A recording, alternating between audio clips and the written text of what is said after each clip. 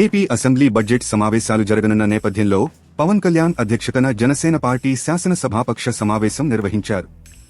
Assembly సమావేశాల్లో అనుసరించాల్సిన విధి విధానాలు, పార్టీ విధానాన్ని జనసేన ఎమ్మెల్యేలకు పవన్ వివరించారు. ఈ సమావేశంలో మంత్రులు నాదెండ్ల మనోహర్, కందుల దుర్గేష్, ఎమ్మెల్యేలు, ఎమ్మెల్సీలు పాల్గొన్నారు. జనసేన శాసనసభాపక్ష సమావేశంలో మంత్రి నాదెండ్ల స్వాగతోపన్యాసం చేశారు.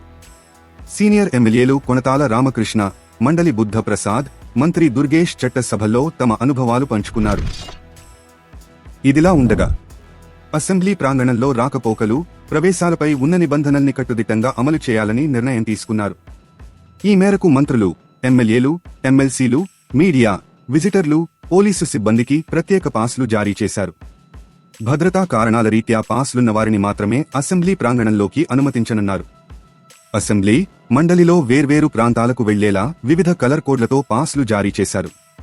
అసెంబ్లీ గేట్ 1 నుంచి మండలి chairman, speaker, deputy speaker, CM, deputy సీఎంలకు మాత్రమే అనుమతి ఉంటుంది.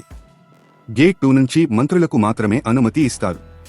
గేట్ 4 నుంచి ఎమ్మెల్యేలు, ఎమ్మెల్సీలకు మాత్రమే అనుమతిస్తూ బులెటిన్ జారీ చేశారు.